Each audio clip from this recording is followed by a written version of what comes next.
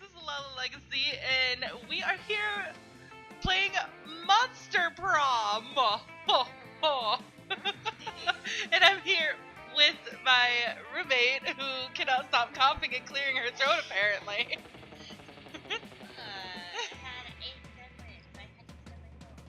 Anyways, let's play. Hopefully it learned this time. 2 players, full game. Ah, spooky high school, the sweetest years of our lives. Back then, we were young and unafraid. We were petrified. Petrified. Sometimes, It's petrifying. do you not understand my reference? Oh my gosh. Do you not understand mine? Do you not get what mine was though? I was unafraid. I was petrified. Oh yeah, I know exactly. Yeah, sometimes reckless, sometimes brilliant, sometimes just stupid, but always willing to live life to the fullest. We were on a wild journey to discover who we really were. I'm gonna be Fire Chick this time. Yeah, stupid fighting. And my name is gonna be... I don't know. TORQ. I'm gonna be TORQ. Now who you wanna be? I'll be the same person. You gonna be her? I'm gonna be her. Okay. And your name? Fire! You want fire? Fire! You want fuego or fire? Fuego! Yeah, fuego. Fuego! There we go, fuego. And you want to be a she or Sure, I'll be a you'll be a she this time? Okay. Fuego! Fuego. Fuego! And TORQ. And And we had yet to experience its ultimate challenge, the Monster Prom. I remember it clearly. 3 weeks were left, and as we fantasized about our dream prom dates, we were all scrambling to catch the attention of one of our 6 most charismatic classmates. Miranda Vanderbilt, 19, a sweet mermaid princess who was as cute as she was genocidal. Damien LeVay, my baby, 21, a fearless demon with a taste for destruction and a love of fire. Scott Howell, 21, a werewolf athlete who compensated for his rather small brain with a stupidly huge heart. Liam DeLioncourt, 400-some-odd years old, a hipster vampire whose standoffish demeanor hid that he was truly a lovable dork. Polly Geist, 22, a party ghost with an insatiable hunger for all the wrong things. And Vera Oberlin, 23, a mean, self-made gorgon with a merciless sense of business. It was clear it had to be one of them. But who? We only had 3 weeks to choose our prom date, and even more daunting, we only had 3 weeks to woo them and conquer their heart. But as I already said, we were young and unafraid, and we were ready to start. I mean, you have fire on the top of your head, so that will fit David perfectly. David. Damien! Oh, I said Damien. Welcome to Monster Prom's stupidest pop quiz ever. All minds are rotten, but they are rotten in so many different ways. Worry no more. We're now using our PhD in bullshit to diagnose which kind of deviant sicko you are. Monster Prom's stupidest pop quiz ever trademark will throw a bunch of absurd questions at you and turn your answers into your character's stats.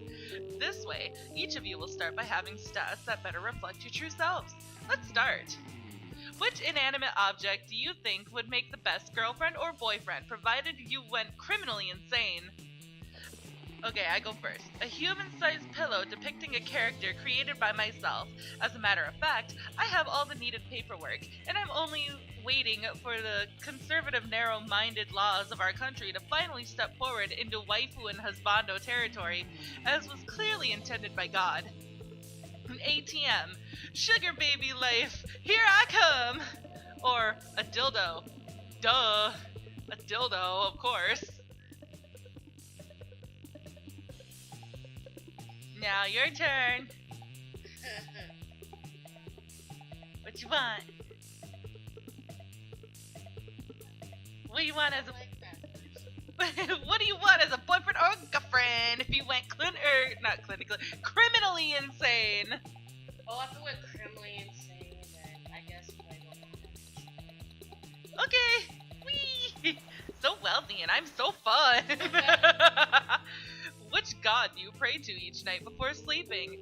Praying is kinda lame. I have a group text set up with some deities. Dionysus, Basset, Loki, coolest cats in town. Praying is for fools. I took compromising pics of a god molesting a tree, and now I blackmail him for whatever I want. A lot more effective. Or, I pray to all kinds of gods. I have this business where people pay me to deliver their prayers every night. I've even started to look for a Chinese factory to outsource the prayers. I'm gonna say praying is for fools, because I got blackmail. And you? Huh? Hold on, I'm choosing.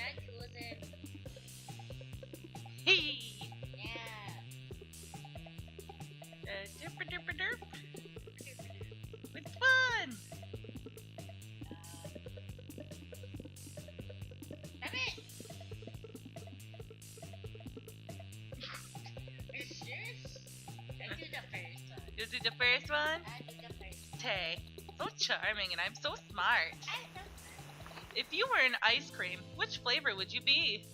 Double creme de la something and meringue? Tequila and Coke, ew. As an ice cream, ew. Yeah. Rainbows and gummy bears, success. Meat, spicy chocolate. No, chocolate on fire. I know what You mean TORQ? Get it? yeah. Chocolate on fire. Yeah. That's great.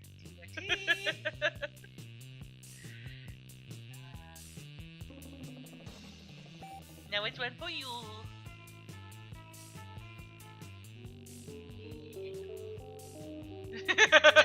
Meat!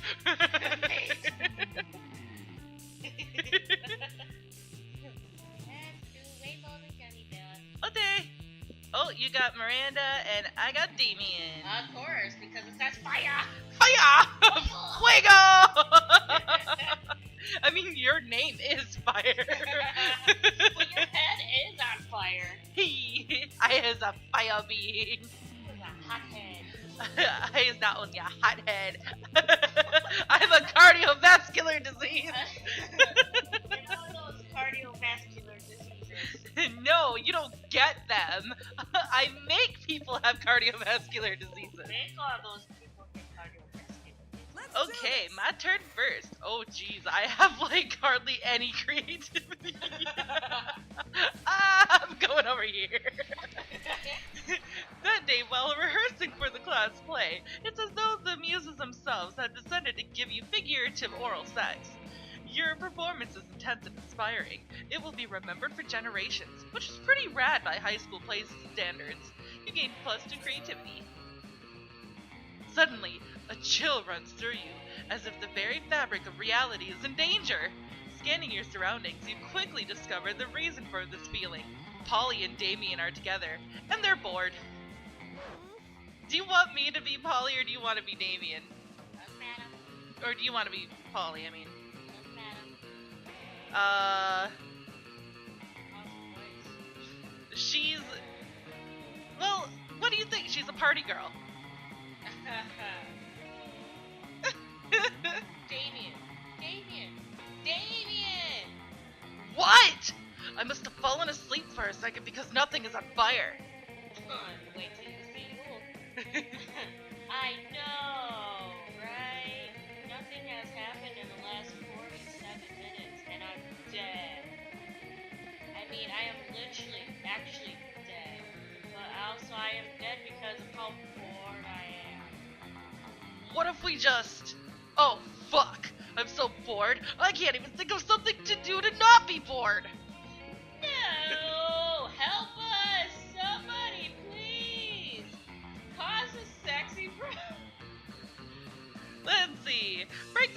seals and release Kralak Tool, the world fucker. Or send in the party goblins. Hell no, I'm breaking the 7 seals. So smart! Using an accursed sword someone was stupid enough to give you, you shatter the wards, separating the world fucker from our world. He emerges onto this mortal plane with a noise like a million throats being slit at once, wretched in bloody vapor. These are the end times that the ancient poets forlornly prophesied. This realm will rot like the maggot-riddled corpse it is. Aw, sick! It's the world fucker come to fuck the world! Yeah! No, it's like, yeah! Yes! Hey, world fucker, want a party? Kralak Tool speaks with a voice like a snake eating itself. He says, hell yes! You all head off to party all night, leaving a trail of flaming wreckage in your wake. The world is doomed, but at least it's not boring. You gain +2 fun and +1 boldness. Alright, Yeah. your turn. Where you wanna go? Yeah. Oh yeah, you do. So you wanna go here? I'm going down there, yeah. That day during recess, you start a half-hour rave that goes full crazy. You have no idea how it escalates so much, but at one point there were like 300 people. Someone summons demons from a nightmare dimension. The consequences might distort the fabric of reality itself, but who cares? It's a rad party. You gain +2 fun. After all that, you decide to look for a spot outside the school where to get some good sunbathing. But you fail to focus on your sunbathing since you see Scott and Miranda deep in conversation. It's a sports game thing, Miranda. I think I'm a good boy. But there's something that just gets me growling when I see the opposing team. Oh, Scott, believe me, I understand better than you may think. It's exactly how I feel about those horrendous air people. Air people? Yes, Scott, obviously the air people. I know I've told you about them before. They're the sworn enemy of the mer people, and they must all be destroyed if they refuse to accept our superiority. Oh, wow, all of them? That sounds really hard. It will be. They're a horrible, ruthless nation of feathery socialists who refuse to bend a knee no matter how many times my father invades. They don't like guacamole, Scott. What? They eat the crust of their peanut butter and jelly sandwiches. They wear socks with sandals. Oh, socks with sandals? And fanny packs. Oh, man, that's a pretty scary enemy, Miranda. What are the mirror people gonna do about it? That's a great question, Scott. We've tried reasoning with them through bombs, chemical warfare, and torture, but they're entirely unreceptive.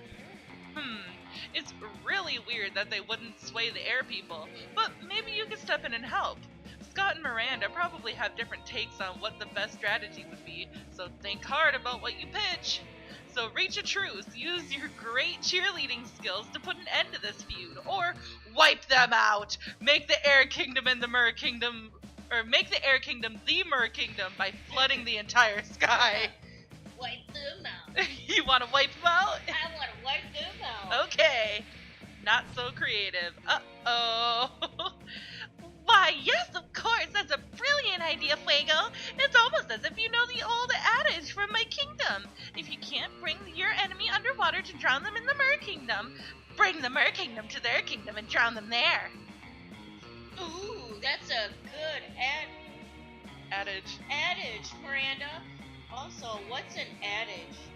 No time to explain, Scott. Let's start Operation Flood the entire sky. Here, take a bucket full of water. Glory to the Mer people! Hooray! They both start throwing water into the sky, which naturally falls back onto them. Oh no! We didn't think this through, Scott! I think it is obvious what's happening. Is it? Yes, the air people have built a powerful magical barrier that repels water attacks. Oh, you mean gravity?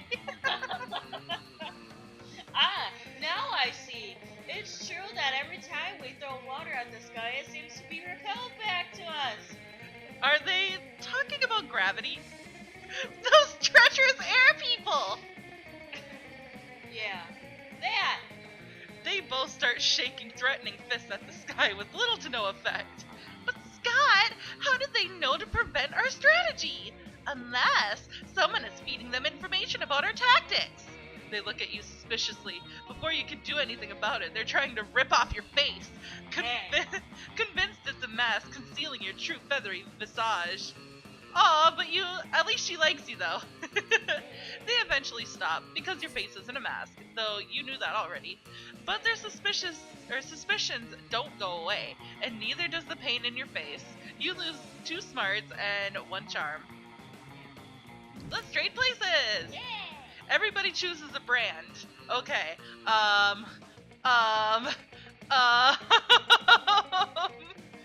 Coca-Cola.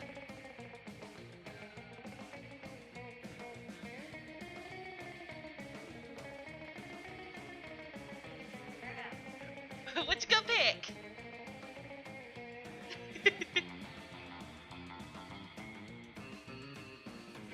Dove? Okay. Player orders decided based on how silly a mascot for the selected brand would be. If the selected brand already has a mascot compared to the imaginary mascots of the other brands. Okay, well yours is obviously a dove. Coca-Cola doesn't really have a mascot. So, I mean, I can make up whatever the fuck I want. And it can be as silly as I want. So I think I automatically win this. I think I won that. TORQ.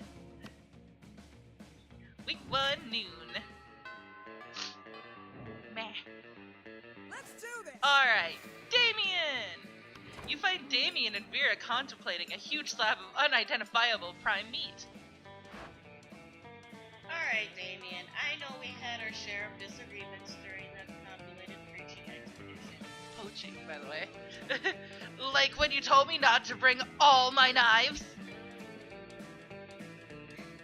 But I trust we can now put our differences behind us and enjoy the fruits of our labors. You mean the meats of our labors?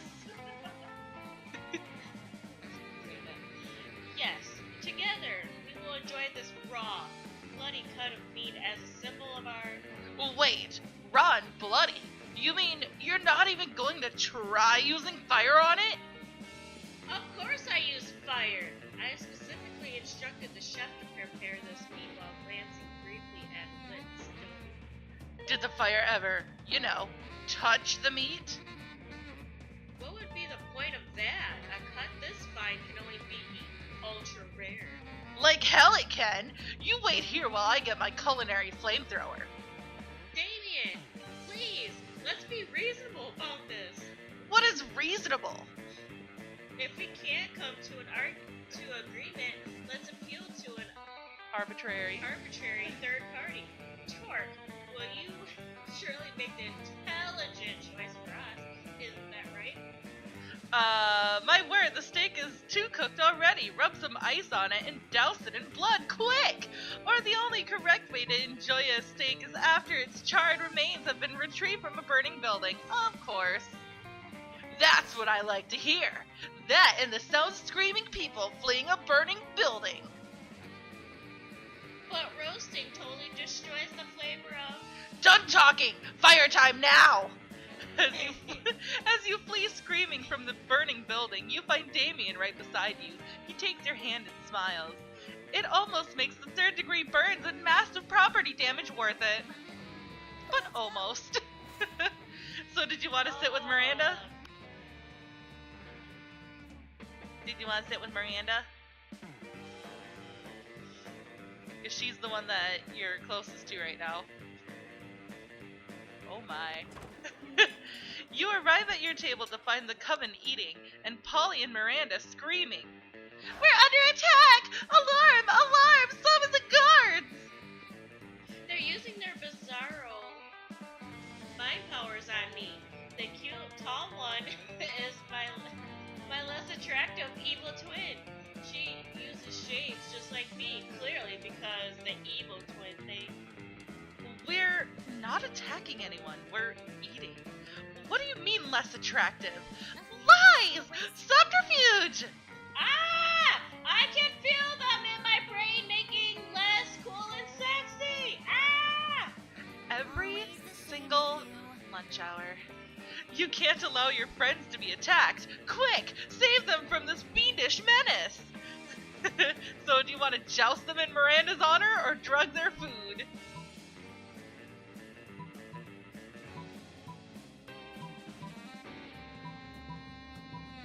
Do it! No! Stop it!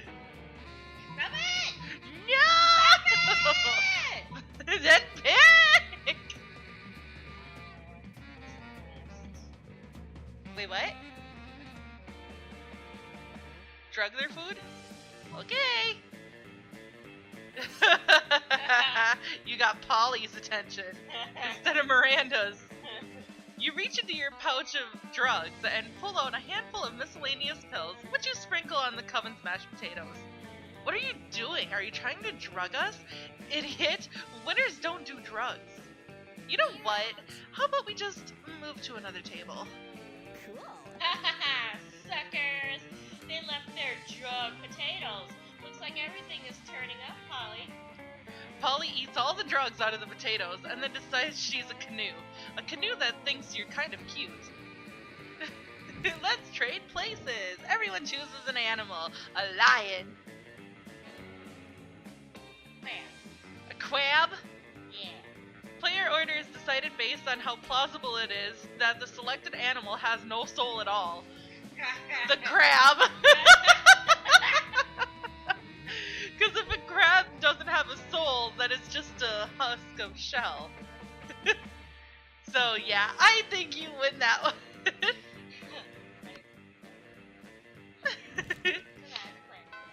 Let's see. Boo, boo, boo. Okay, you go first. Where you want to go? Let's see, I have no creativity. So you want to go here? Yeah.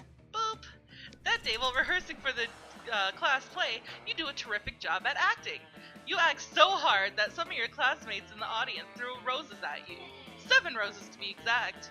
Damn, roses aren't a valid currency or a stat in this game. Anyway, you check your converter app to see if this could translate into something a bit more useful. It seems that 7 roses equal to 2 creativity points! Sweet! You gain 2 creativity! Yay!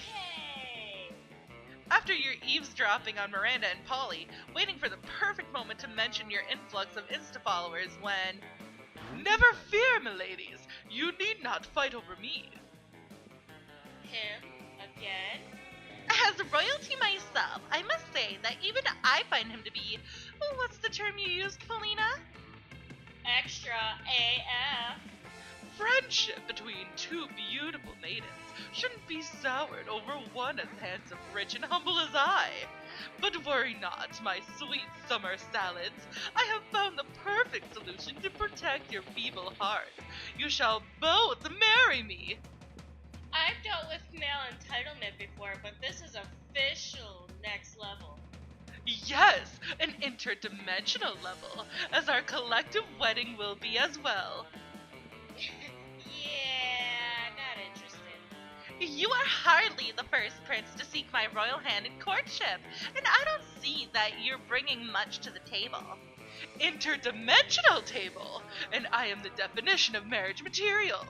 You'll never find a better suitor. I have a castle. I can defeat anyone at anything. I'll show you. I'll fight her. Is the interdimensional prince pointing directly at you? Why is your life like this? I can defeat you at any challenge. Name your weapon and prepare to lose. Miranda and Polly are watching you closely. Maybe you can skew the prince's challenge to really impress one of them. So, which one? You know what would be wild? Naked fencing with live weasels instead of swords? Or as a royal, you must fancy yourself pretty clever. So let's see you win at losing. Which one?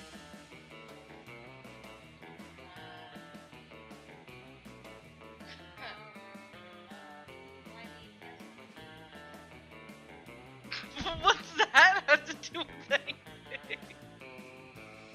Let's just look at. Okay. Yeah.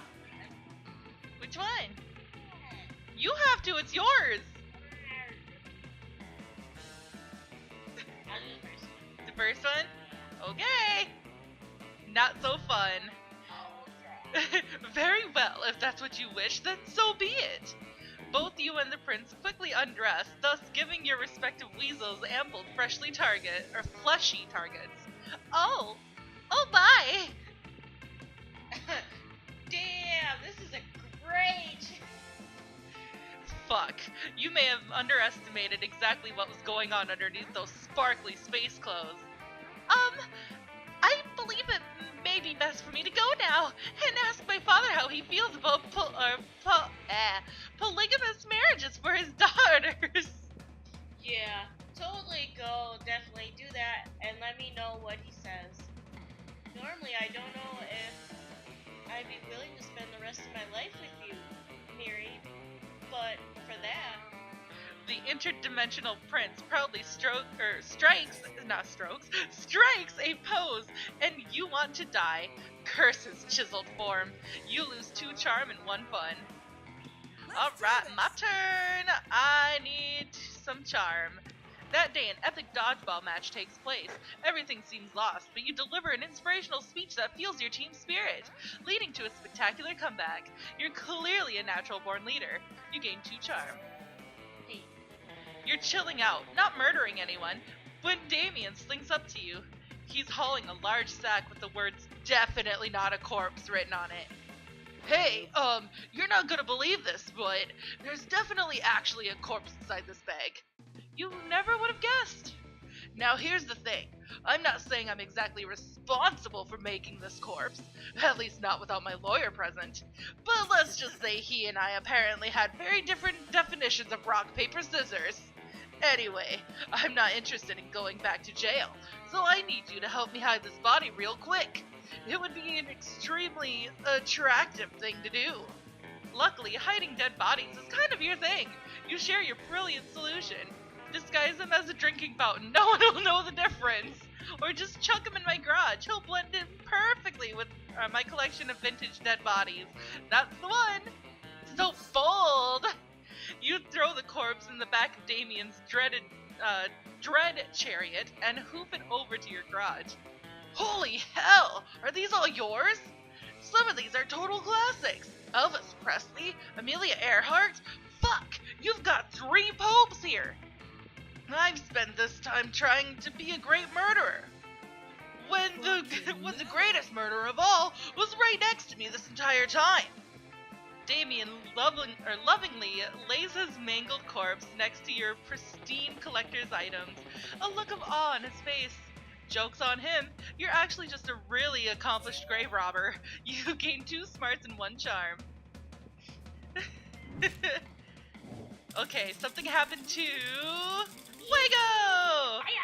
So now you get to either screw me over or help me. You're practicing your moves against the invisible ninjas, who are totally real and totally after you when you spy a much more visible threat. Yo, Fuckhammer! I need your advice about something. Do you know what the most powerful force on Earth is? Stronger than anvils or swords or my 9-pack abs? It's love! And I think I might just be in it with your buddy TORQ. And sure, love is already hardcore, just because the feelings are so strong, and that's badass. But the love will be doubly as strong and badass if it turns out that TORQ is as hardcore as I think she is. And of course, there's really only one way to judge a person's true soul. You know her pretty well. Do you know what her inner murder weapon would be? Duh, of course you do. By which you mean you're happy to totally make it up on the spot. So now's the time to decide TORQ's fate. Fun, right? Don't be a dick, unless you want to, in which case totally go for it. So major cardiovascular diseases. TORQ is the ultimate murderer, the leading cause of death worldwide. Is something capable of catching up to tough motherfuckers who have survived everything else. Or an electric chair, that's how boring TORQ is. She would just be standard government regulated death. You're gonna get all those major cardiovascular diseases. So you gonna help me? I'm gonna help you. Yay! Damn! I wouldn't have even thought of it like that. If major cardiovascular diseases were a knife, they would be the sharpest and deadliest knife ever. If they were a sword, they would be 2 katanas. If they were a gun, they would be an atomic bomb. Wow, a cardiovascular disease was raging in TORQ this entire time, and I never even knew it! Cardiovascular disease is raging! Well, that's confusingly worded to say the least, but luckily, you were the one who started this metaphor, so you know that TORQ isn't likely to die. Unless they're dying to go to prom with Damien, in which case, BAM! You're welcome, TORQ. Bam! And you gain 3 boldness yourself. Yeah. Let's trade places. Everybody chooses an occupation. Farmer.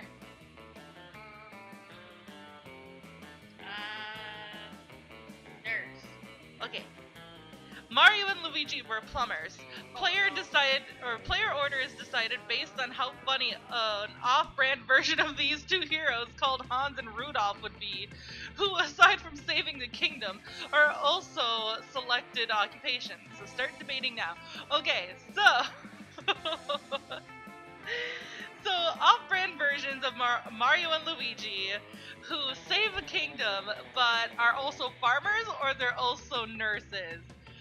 I think that if they were farmers, they'd be seriously funnier. They'd be buff as fuck. So you agree with me? Yeah, I agree with you. Okay, I go first I'm then. not